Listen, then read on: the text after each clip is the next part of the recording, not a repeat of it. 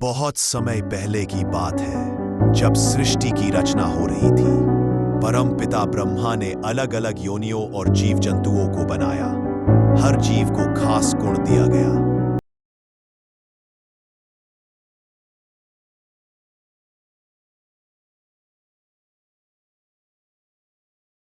मिली।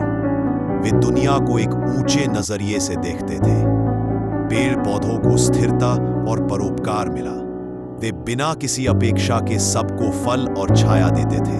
जब सारे जीव अपनी अपनी भूमिका पा चुके थे, तब ब्रह्मा जी ने एक विशेष आत्मा को बुलाया। वह आत्मा अन्य आत्माओं से थोड़ी अलग थी।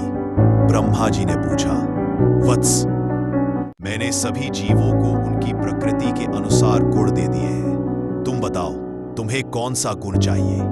आत्मा ने विनम्रता से कहा, पिताश्री, मुझे एक ऐसा गुण चाहिए जो मुझे सोचने, समझने और चुनने की शक्ति दे। मैं सिर्फ सहजता से जीना नहीं चाहती, ना ही केवल परोपकार करना।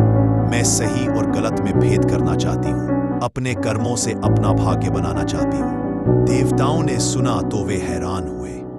एक देव ने पूछा, यह कैसा गुण है? इसमें तो दुविधा और दुख भी बहुत है। पशु पक्षी तो बिना चिंता के खुश रहते हैं। ब्रह्मा जी मुस्कुराए और आत्मा से कहा, तुम जो मांग रही हो वो सबसे बड़ी जिम्मेदारी है। यह तुम्हें बुद्धि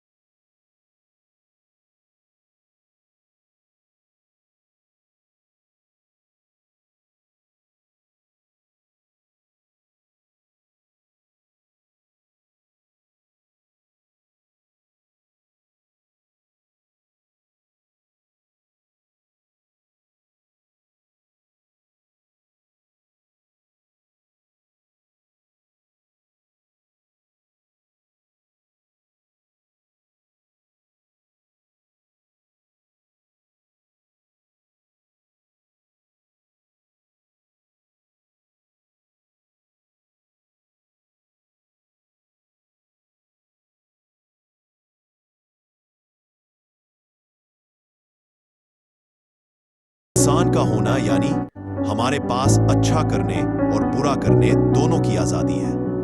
हमारा उद्देश्य इस आजादी का उपयोग ज्ञान, करुणा और सेवा के लिए करना, ताकि हम इस सृष्टि में सबसे बेहतरीन अनुभव कर सकें और अपनी आत्मा का कल्याण कर सकें।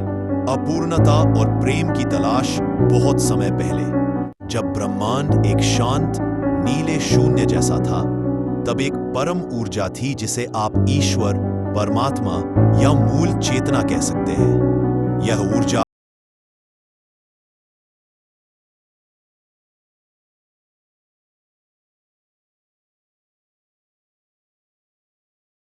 से ही पूर्ण हूं, तो मैं अपने आनंद को महसूस कैसे करूंगी?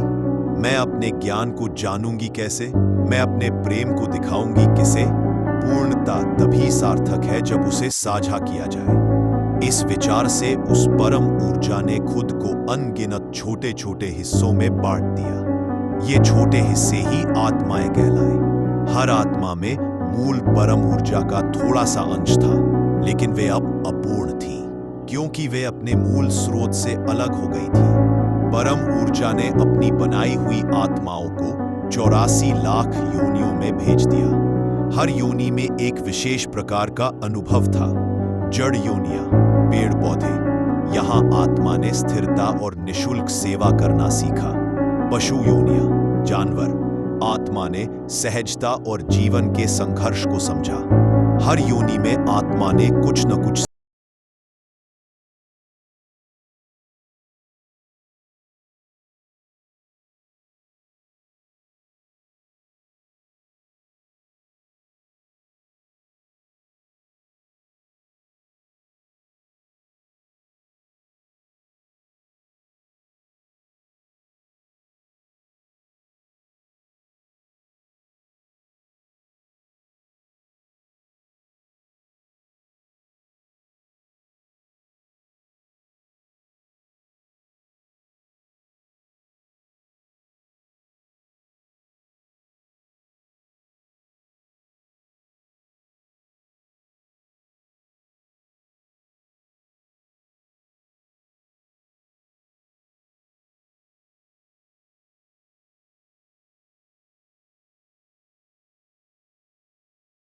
हुए बच्चे हो और मैंने तुम्हें रास्ता खोजने की क्षमता दी है। इंसान को इसलिए बनाया गया ताकि वह भौतिक दुनिया के आकर्षणों, सुख दुख, लोभ मोह में रहते हुए भी अपनी इच्छा से अपने अंदर छिपी पूर्णता को पहचान सके और बिना किसी मजबूरी के उस परम ऊर्जा से प्रेम करके वापस जुड़ने का चुनाव कर सके। इस तरह हम इंसान वह आत्माएं हैं जिन्हें अपने अपूर्णता के अनुभव में से गुजरते हुए स्वतंत्रता के साथ वापस प्रेम और पूर्णता की ओर लौटने का महाकर्म की शुद्धि। निस्वार्थ पुष्प की कहानी।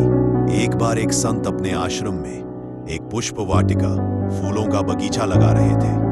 उनके पास 2 शिष्य थे, अर्जुन और भीमा। संत ने दोनों को बराबर पौधे और समान जमीन दी और कहा, इस वाटिका की देखभाल करो। जो शिष्य अपने कार्य से मुझे सबसे अधिक आनंद देगा उसे मैं आशीर्वाद दूंगा। अर्जुन ने अपना काम शुरू किया। उसने सबसे महंगे और सुंदर बीज खरीदे। वह हर सुबह पौधों को पानी देता, उनकी तारीफ करता और मन में सोचता, जब ये फूल खिलेंगे तो गुरुजी मुझे ही सबसे अच्छा कहेंगे, मेरा बगीचा ही सबसे सुंदर होगा। भीमा ने भी अपना काम शुरू किया।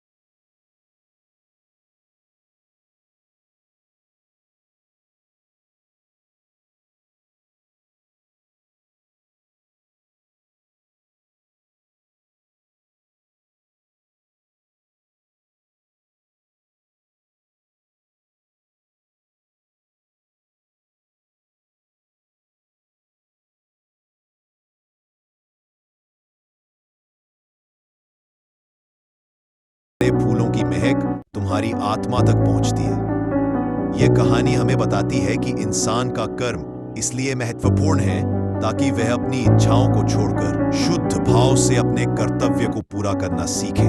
जब कर्म शुद्ध होता है तभी आत्मा अपनी अपूर्णता से निकलकर पूर्णता की ओर बढ़ती है। विवेक की जागृति, क्या सही है और क्या प्रिय।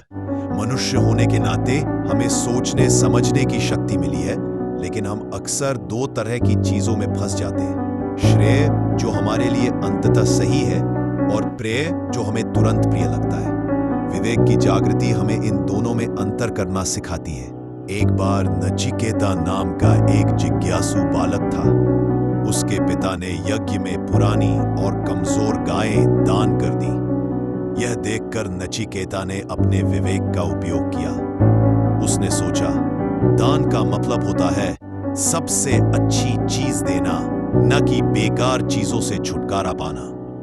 मेरे पिता श्रेय सही के बजाय प्रेय, प्रिय, आसान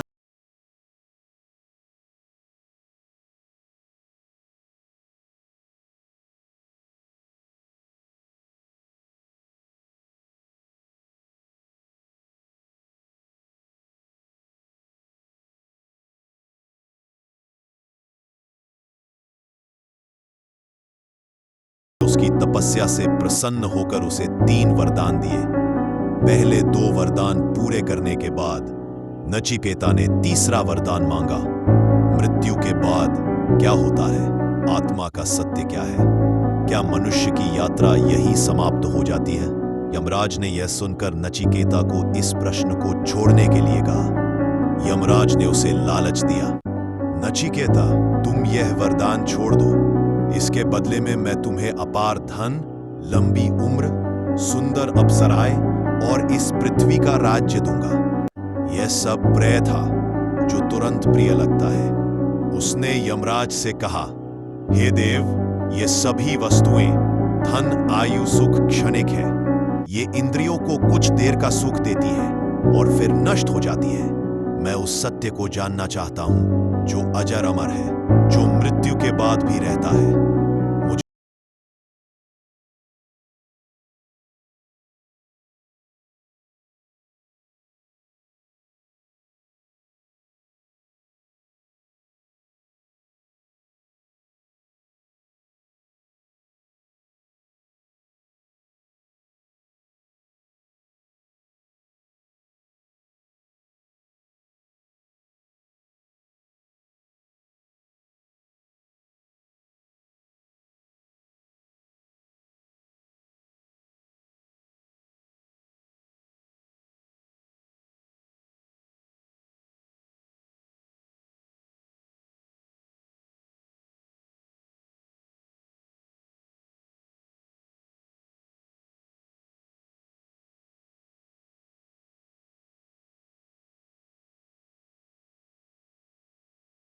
यात्रा के अंतिम और सबसे मधुर कदम प्रेम का विस्तार के बारे में जानना चाहेंगे। प्रेम का विस्तार। मैं और तुम एक है। हम इंसान इसलिए बनाए गए क्योंकि परम ऊर्जा चाहती थी कि हम स्वेच्छा से उससे जुड़े। यह जुड़ाव बुद्धि या बल से नहीं, बल्कि प्रेम से होता है।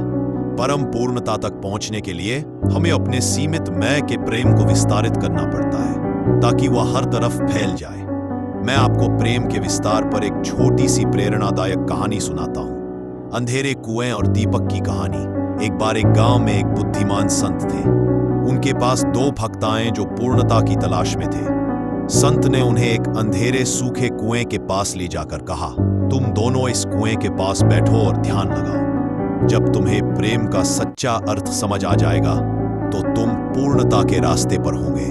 पहले भक्त ने कुएं के पास बैठकर ध्यान लगाना शुरू किया। उसने सोचा,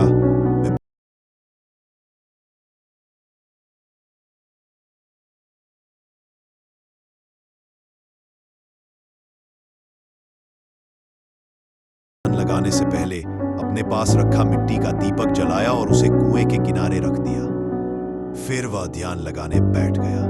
कुछ देर बाद संत वापस आए। उन्होंने पहले भक्त से पूछा, क्या तुम्हें प्रेम का अर्थ समझ आया? भक्त ने कहा, हाँ गुरुदेव, मैंने खुद को महसूस किया। मैं अपने लिए शांत और प्रेममय हूं। संत ने मुस्कुराकर कहा, वत्स, तुम्हारा प्रेम अभी संकीर्ण है। यह प्रेम उस कुएं के जैसा है जिसके भीतर सिर्फ तुम्हारा मैं है।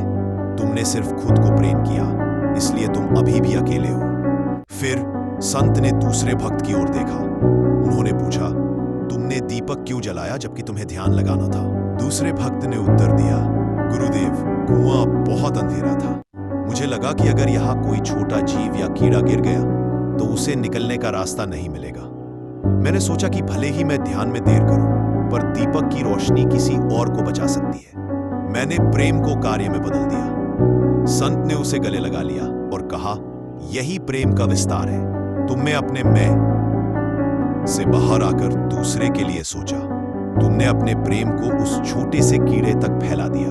संकीर्ण प्रेम केवल खुद से या अपने परिवार से प्रेम करना, यह हमें अपूर्ण रखता है। विस्तारित प्रेम हर प्राणी में उसी परम ऊर्जा के अंश को देखना और निस्वार्थ भाव से उनकी सेवा या मदद करना। जब आप अपने प्रेम का विस्तार करते हैं तो आप ये महसूस करते हैं कि मैं और तुम अलग नहीं हैं। हम सब उस एक ही परम ऊर्जा से जुड़े हैं। यही जुड़ाव महसूस करना पूर्णता है। इस तरह मनुष्य जीवन की यात्रा विवेक ज्ञान से शुरू होती है, शुद्ध कर्म सेवा से आगे बढ़ती है और अंततः प्रेम के विस्तार से पूरी होती है। क्या आप इन तीनों स्तंभों विवेक, कर्म, प्रेम, मानव जीवन के तीन स्तंभ विवेक, ज्ञान, इंसान को वह बुद्धि मिली है जिससे वह क्षणिक प्रिय, प्रेय और शाश्वत सही के बीच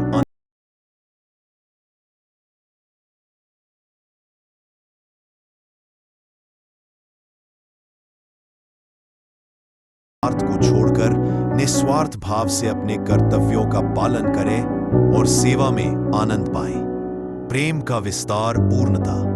हमारा अंतिम लक्ष्य यह है कि हम अपने सीमित मैं से बाहर निकलकर हर प्राणी में उसी परम सत्ता को देखकर अपने प्रेम का विस्तार करें और जुड़ाव महसूस करें। इस पूरे विचार का निचोड़ यह है कि हम इंसान इसलिए बनाए गए ताकि हम स्वतंत्रता के साथ ज्ञान का उपयोग करके प्रेम को खोज सकें और वापस उस पूर्णता को पा सकें जहां से हम आए हैं। विवेक ज्ञान पर यह उद्धरण आपको बताता है कि हमारी सबसे बड़ी शक्ति हमारी सोचने की क्षमता है। मनुष्य की सबसे बड़ी शक्ति उसका विवेक है, जिससे वह सत्य को असत्य से और अमर को नश्वर से अलग कर सकता है। भारतीय दर्शन के सिद्धांतों पर आधारित शुद्ध कर्म कर्तव्य पर यह उद्धरण भगवद गीता से है, जो कर्म करने का सही तरीका सिखाता है। कर्मण्येवाधिकारस्ते मा फलेषु कदाचन। तुम्हारा अधिकार केवल कर्म करने में है, उसके फलों में कभी नहीं।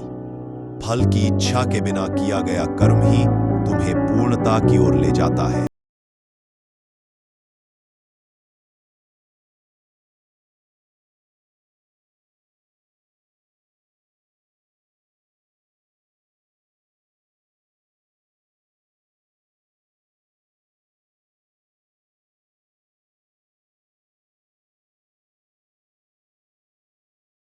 संतों की शिक्षाओं पर आधारित ये उद्धरण हमें याद दिलाते हैं कि हम इंसान क्यों बनाए गए हैं। विवेक से सही चुनाव करने, निस्वार्थ कर्म करने और सभी से प्रेम करके अपनी पूर्णता को महसूस करने के लिए।